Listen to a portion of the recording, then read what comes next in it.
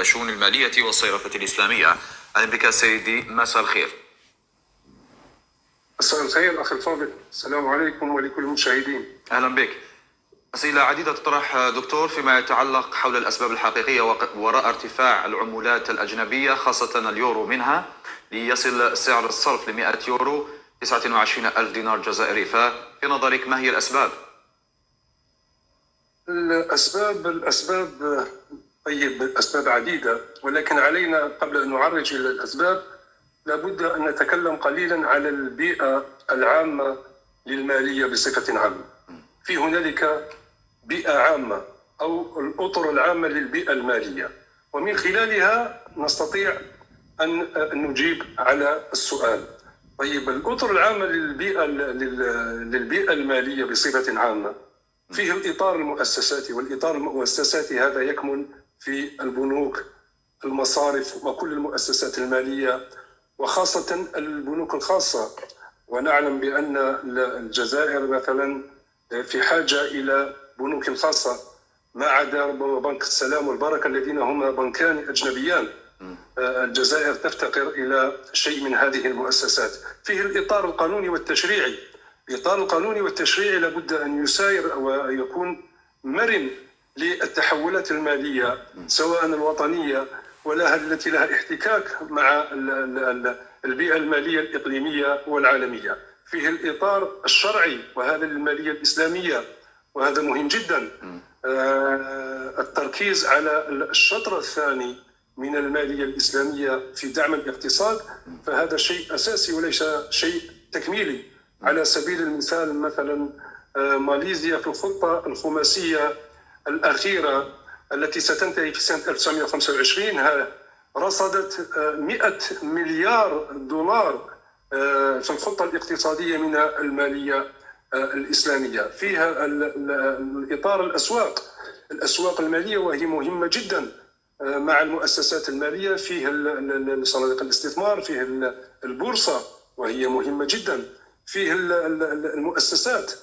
المؤسسات سواء مؤسسات الخدمات أو مؤسسات الإنتاج العمومية منها والخاصة، وسواء كانت المؤسسات يعني ذات طابع وطني جزائري أو مؤسسات تعمل في الجزائر. وفيه كذلك الشيء المهم جدا ما يسمى بالإطار المعياري. لابد أن تكون العمل المالي في الجزائر خاضع للمعايير الدولية كمعيار NGC مثلا أو PCGS. دكتور، اليوم لما نتحدثوا على سعر الصرف لا بأس أن نتحدث أنه السوق الموازي في الجزائر هو من يفرض هيمنته حسب عدد من الخبراء. ففي نظرك دائما في تقريبا نفس السؤال الأول، هل يعود ارتفاع هذا سعر الصرف إلى عوامل اقتصادية حقيقية أم هي مجرد مضاربة فقط في العملات؟ نعم، لابد إذا أردنا أن نطرح سؤالا كيف نجعل قيمة للعملة في أي وطن، كيف نجعل لها قيمة؟ هذا السؤال الذي يطرح. يعني كيف مثلا الدينار الجزائر يصبح عملة ذات قيمة وقابلة للتحويل؟ لما تكون عملة ذات قيمة وقابلة للتحويل فتزول كل الأمور الأخرى. سمعنا مثلا في الدوائر الرسمية في قضية رفع قيمة الدينار مقابلة بالعملة الأجنبية اليورو أو الدولار. سمعنا يعني إجراءات يقولون هذه إجراءات تعود إلى البنك المركزي، أحيانا يقولون تثبيت الأسعار، أحيانا يقولون القضاء على السوق الموازية أو الدينار الطفيلي أو شيء من هذا القبيل. ولكن نريد البروسيس، يعني 1 2 3 4، وهذه أمور علمية بحتة. معلوم إذا أردنا أن نجعل قيمة للدينار، فالدينار هو الوجه الثاني للإنتاج. يعني يجب أن يكون لك إنتاج صنع في الجزائر ويكون مطلوب دوليا، وهذا الإنتاج ستبيعه عبر قيمتك، عبر عملتك التي هي الدينار. وكلما يكون الطلب على الإنتاج يكون الطلب على الوسيلة التي هي الدينار، وحينئذ دينارك سيزيد في قيمته، وحينئذ تستطيع أن تضبطه. وهنا نقطة مهمة أخي الفاضل، هنا نقطة مهمة فيما يتعلق لما نقول صنع في الجزائر. صنع في الجزائر لابد أن نوسع الفهم. صنع في الجزائر لا يعني على أنه صنع من قبل الجزائرية دما وجنسية، لا، صنع في الجزائر هو كل ما يصنع في الجزائر يدخل في إجمالي الإنتاج القومي أو إجمالي الإنتاج المحلي مهما كان المصنع. يصنع في الجزائر. حتى المؤسسات الأجنبية، أنت لما تكون لك تشريعات في الحقيقة تصنع منظومة تشريعية وجبائية تخدم المؤسسات واستجلاب الاستثمار ويأتون إلى هنا، فكل ما يصنع في الجزائر فهو صنع في الجزائر ويدخل في إجمالي الإنتاج المحلي. فقط لابد من شروط مع هذه المؤسسات، وإذا أردت أن نتكلم فيها فهي مهمة جدا.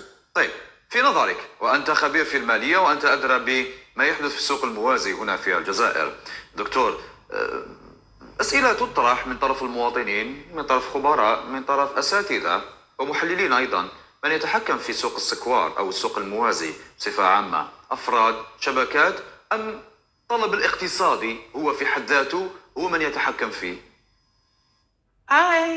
Since it's your first lesson, let's discuss your goals with Spanish. Let's open the white. طيب، تسمح لي قبل أن أعرج على هذا السؤال أن أدخل بهذا التوضيح، لأنه مهم جدا، وغيرتي يعني على وطني وبلدي، يعني أود على أن أفرغ ما في جعبتي. يعني ما صنع في الجزائر الذي هو بعد ذلك الإنتاج الذي ستبيعه عبر عملتك هو الذي يجعل للدينار الجزائري قيمة ويصبح قابل للتحويل.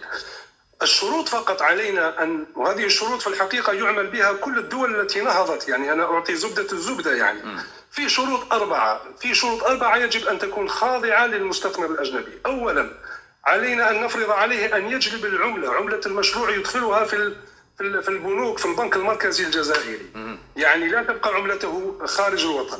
ثانيا، أن يجلب الخبرة. ثالثا، التوظيف من أبسط موظف إلى المهندس وما على. ورابعا، الشيء المهم جدا أن ما يصنع في الجزائر يجب أن يباع دوليا. يعني ندخل في تفاهمات ثنائية مع بعض الاقتصاديين الصناعيين ويقول لي أن ما يصنع في الجزائر يباع فقط في الجزائر وفي بعض الأقطار، فهذا يرفض. لأن أنا كيف أسوق لعملتي؟ أسوق لعملتي عبر الإنتاج. وفي مؤسسات في الحقيقة لما أنت تشترط عليها هذه الشروط وتجد البيئة الاستثمارية في الجزائر فإنها تأتي بكل فرح. طيب، نعود في قضية من يتحكم. هل هو من يتحكم؟ هي في الحقيقة الذي يتحكم هو الشيء الذي ذكرته كله، الحتمية الاقتصادية ابتداء. الاقتصاديين الجزائريين الذين كانوا بأن نتكلم على يعني الاقتصاد النظيف، أتكلم عن الاقتصاد النظيف. الاقتصاديين الجزائر والصناعيين الجزائريين الذين كانوا يشتغلون بحجم معين بعد ذلك وجدوا نفسهم مقيدين بقيود. هذا تضييق واسع في الحقيقة، فهذا يلجأ هذا الصناعي وهذا التجاري إلى سبل أخرى لكي يبقى في الوتيرة التي كان عليها وفي الحجم الذي كان عليه أو ما يقارب هذا الحجم. هذا من جهة، وهذا يعني يدفع مباشرة إلى تشجيع سواء أفراد أو شبكات أو حتى شبكات مركبة يشتغلون في هذا التحويل. أنا أضرب لك مثالا. يعني هذا الأمر قبل حوالي شهر ونصف، يعني أتاني أحد المتعاملين الاقتصاديين يشتغل في دولة أوروبية لا أسميها، ويعني الرجل يعني نظيف، يعني رجل تجاري اقتصادي هناك، صناعي وتجاري، أراد أن يدخل إلى الجزائر وعنده حجم كتلة نقدية ب20 مليون يورو بالتحديد، يعني 20 مليون يورو يريد أن يدخلها إلى الجزائر. والله يعني حتى استشارني في هذا الأمر. طيب، أنا وضحت له على أنه يمر على البنك المركزي، على البنك الذي يشتغل معه في الجزائر عبورا بالبنك المركزي، وفيه بروسيس في الحقيقة. تصور الآن ماذا يفعل، يعني يتجنب هذا الأمر، يشتري سيارات ويدخلها للجزائر، يعني بطريقة يعني احتيالية نوعا ما. نعم، هو يتحايل، ولكن إلى متى يبقى يتحايل هكذا؟ كيف المؤسسة المالية في الجزائر توصد بابها على مستثمر جزائري، وهذا باستطاعته على أن ينفذ هناك لجنة تحقيق إلى غير ذلك، وهذه الكتلة النقدية تدخل للبنك، فهو احتياط يعني في البنك، فهي قيمة إضافية اقتصادية في البنك. تفضل أخي. تفضل. ربما في هذه النقطة بالذات اليوم في بعض الميكانيزمات التي ربما لم تطبق على أرض الواقع على سبيل المثال، والكل كان ينادي بها سواء الجانب التشريعي حتى الجانب من طرف الخبراء فيما يتعلق بمكاتب الصرف. سنتحدث عن قصص للنقاش حول ارتفاع الجنوني لأسعار العملات الأجنبية في أسواقها السوداء، دائما مع ضيفي الكريم الدكتور صلاح الدين عزيز الخبير في الشؤون المالية والصرافة الإسلامية. دكتور، توقفنا عند نقطة جد مهمة حول القرارات المتخذة مؤخرا حول إنشاء مكاتب للصرف حتى يتسنى ربما تقنين هذه العملية وأيضا إدخال هذه الأموال إلى السوق الرسمية، لكن عجزنا في ذلك، فلماذا؟ نعم، إجابة على السؤال، قبل أشهر كنت في دولة أوروبية، طيب لا أسميها كذلك، وأنا يعني عائد إلى أرض الوطن مررت في القاعة الداخلية عبر أحد البنوك، وأنا يعني أمشي وجدت علم الجزائر. يعني الجزائر يعني نستطيع أن نحول العملة هناك، أعطيه دينار جزائري ويعطيني يورو، يعني هذه في المجموعة الأوروبية هذه الدولة يعطيني، حتى يعني ما كنت أن أصدق. يعني سألته قلت أعطيك دينار تعطيني يورو؟ قال لي نعم. قال لي كما هو في اللوحة. يعني حتى شككت في السؤال، طرحت السؤال مرة ثانية، قال لي قد أجبتك. وكان لي بعض الدينار بجعبتي، يعني مو كثير، يعني كان الشيء المسموح به الذين يخرجه. يعني تصور بأن القيمة التحويلية في ذلك البنك في تلك الدولة الأوروبية فهي بين القيمتين الرسمية والموازية في السوق، بين تصور يعني بين يعني كانت في حدود 100، يعني 1 يورو يساوي 180 دينار جزائري. السؤال يطرح، يعني كيف هذه المؤسسة في دولة أوروبية تصرف العملة الجزائرية يعني في أرضها؟ معلوم جدا هذا من الحلول التدرجية، نتدرج في الحلول عوضا أن نترك الحبل على الغارب هكذا بطريقة عشوائية. وكما لا ننسى بأن العملة هو ركن من أركان السيادة، يعني الستة في الدولة.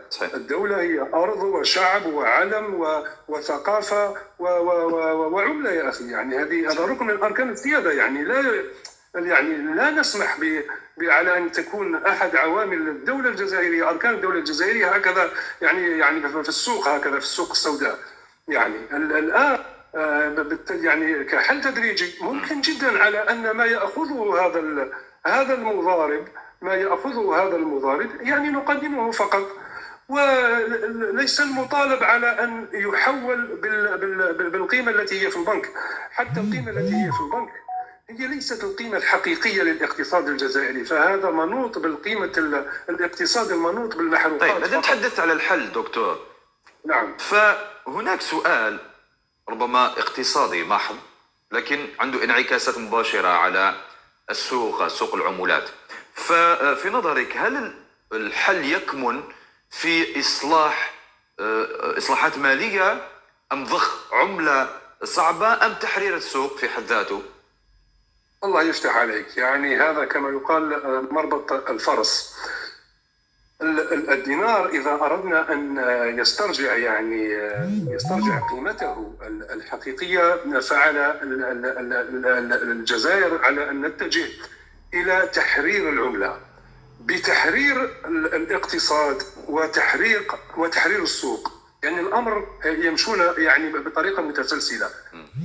يجب أن نحرر العملة، لأن العملة في حد يعني في كل الدول فهي سلعة، فهي عرض وطلب يعني. ولكن في تلك الدول القوية الصناعية فإنها تعكس إنتاج، يعني هو يبيعك إنتاجه عبر عملته، أنت مضطر أن تتعامل بعملته.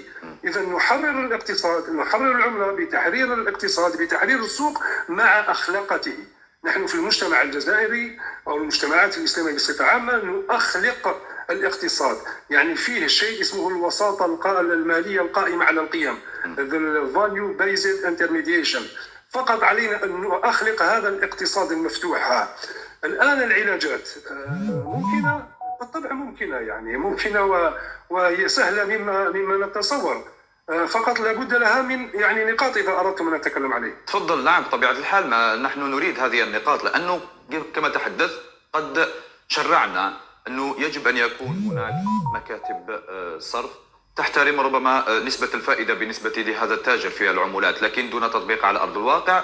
هناك ربما علامات استفهام لماذا لم تطبق على أرض الواقع، لكن في نفس الوقت سامحني، لماذا لم تطبق على أرض الواقع؟ وفي نفس الوقت قلت لك دولة أوروبية تبيع عملتنا في بنكها يعني. وهذا أمر ربما غير مفهوم لماذا. فاليوم هناك نقاط معروف في الجزائر أنه لما سعر الشيء يرتفع لا يرجع إلى الوراء، يعني ما يرجعش إلى أصله الحقيقي أو قيمته الحقيقية. ففي نظرك هل سيؤثر هذا الاستمرار في المنحى التصاعدي للعملات الأجنبية على الاستثمار هنا في الداخل الجزائري؟ بالطبع يعني يؤثر بطريقة مباشرة وبطريقة غير مباشرة، ويؤثر على الاستثمار ويؤثر على الاستهلاك المواطن، على معيشة المواطن، القدرة الشرائية. نعم، على القدرة الشرائية. طيب المواطن الآن عبر سياسة الدعم التي تنتهجها الدولة في بعض المواد الأساسية وفي بعض الخدمات لا يظهر جليا، ولكن إذا غاب هذا الدعم يظهر العوار يعني بكل صورته. ونحن لا نريد علاج الأعراض، نريد علاج السبب، لا نعالج الأعراض. لكي نعالج هذا الأمر علينا أن نجعل العملة فهي الوجه الثاني المباشر للإنتاج، والإنتاج الذي يكون مطلوبا محليا ودوليا. وعلينا أن نشجع الاستثمار الأجنبي لكي نستفيد من خبرته ونستفيد من ماله ونستفيد كذلك من دعمه في التوظيف، يعني في المنحى الاجتماعي الاقتصادي. وهذا ما يعطينا نفسا قويا للاقتصاد الجزائري عبر إعادة الدينار الجزائري إلى السوق العالمية ويصبح عملة قابلة للتحويل وذات قيمة. الآن كيف نعالج هذا الأمر؟ العلاج هذا الأمر عبر نقاط. النقطة الأولى الإرادة، لا بد من الإرادة. يجب أن يعني تكون هنالك إرادة واضحة. ثانيا نعالج الأسباب كما ذكرنا. من بين معالجة الأسباب قضية الإنتاج ثم الإنتاج ثم الإنتاج ثم الإنتاج. وحان الوقت للالتفاف إلى يعني تكييف التشريع وإيجاد منظومة تشريعية وجبائية مساعدة كثيرا للمستثمرين الأجانب، ويكون هنالك تخطيط لما يتعلق بالإنتاج في المجال الصناعي والخدمات، تخطيط معين حتى إذا احتجنا إلى استدانة من الخارج. وهنا لابد أن نتكلم هذه النقطة لأني أسمعها في وسائل الإعلام ولكن بطريقة يعني غير كاملة وأحيانا بطريقة سلبية. الاستدانة ليس مشكلة. الاستدانة إذا كان لك أنت مشاريع تسابق الزمن، لك مشاريع ضخمة ولا تستطيع يعني احتياطاتك ولا إجمالي الناتج الذي لديك أن يغطي هذه المشاريع ومشاريعك ضخمة، فلا بد يعني تجنح للاستدانة، ولكن بضوابط. لابد أن تخضع لما يسمى اتفاقية ماستريخت، بحيث الاستدانة لا تتجاوز 30% أو أكثر تقدير 36 إلى 40% بالكثير من إجمالي الناتج المحلي الذي لديك، لا يتجاوز هذا العدد. إذا كان لا يتجاوز هذا العدد فكل الدول بما فيها ألمانيا اليابان كلهم يستدينون لأنهم مشاريعهم من ناحية الإنتاج والخدمات فهي يسابقون الزمن في هذا. إذن علينا أن نعالج السبب في هذا الأمر، نستثمر في الإنتاج ثم الإنتاج والخدمات. لا نكتفي فقط بعلاج النتائج، كيف نضبط العملة عبر القضاء على السوق. لا نستطيع أن نقضي على السوق الموازي إلا إذا أحدثنا لا قدر الله يعني انفجار اجتماعي داخلي. يعني الشيء الثالث الشروط التي ذكرتها الأربعة الأولى في قضية جلب العملة وفي قضية جلب الخبرة والتوظيف وما يصنع محليا يباع دوليا، لابد أن تكون شروط محورية للمستثمر الأجنبي، وخاصة النقطة الأخيرة. طيب، توقفنا عن نقطة ربما حتى هي علامة استفهام كبيرة دكتور حول من يغذي السوق السوداء اليوم. معروف أنه في تحويلات بالعملة إلى الخارج، في الاستيراد أيضا هو عامل كبير، وأيضا الطلب على العملة من طرف ربما السياحة. كنا ننتظر ربما دكتور بعد إقرار منحة السياحة ب 750 أورو واستفاد منها الشعب الجزائري أنه سعر الصرف في العملات سيتراجع، لكن حدث العكس. ويحدث العكس لأن نحن الآن نعالج النتائج لا نعالج الأسباب. طيب، هذه قيمة المنحة هذه التي تمنح للجزائريين مرة في السنة ليش نجعلها؟ أنا علي أن أحرر عملتي وأرفع من قيمتها وأجعلها قابلة للتحويل، ثم الجزائري يا أخي يحول ما شاء، لأنه يصبح الدينار الجزائري يحول في الجزائر وفي أوروبا وفي كندا وفي الخليج وفي جنوب شرق آسيا، يحول بطريقة بطريقة حرة. ثم نحن لماذا نخاف من التحرير؟ نخاف من التحرير لأن ما زلنا مكبوتين بالاقتصاد النفطي، وهذا السلاح ذو حدين. لا قدر الله الجزائر لو يصيبها مكروه كأزمة 1986 في قضية الأزمة البترولية، نعود إلى المربع الأول لا قدر الله. علينا أن نفكر الآن. الجزائر الآن ليس لها وقت أن تضيعه، عليها أن تنفتح، عليها أن تحرر عملتها بتحرير اقتصادها، تشجع الاستثمار الأجنبي، وعلينا أن نعلم كل ما يصنع في الجزائر حتى بالمؤسسات الأجنبية التي سنستفيد من خبرتها ومن كتلتها النقدية. كل ما يصنع في الجزائر فهو صنع في الجزائر ويدخل في إجمالي الناتج المحلي. أشكرك جزيل الشكر دكتور صلاح الدين عزيز، الخبير في الشؤون المالية والصرافة الإسلامية، كنت معي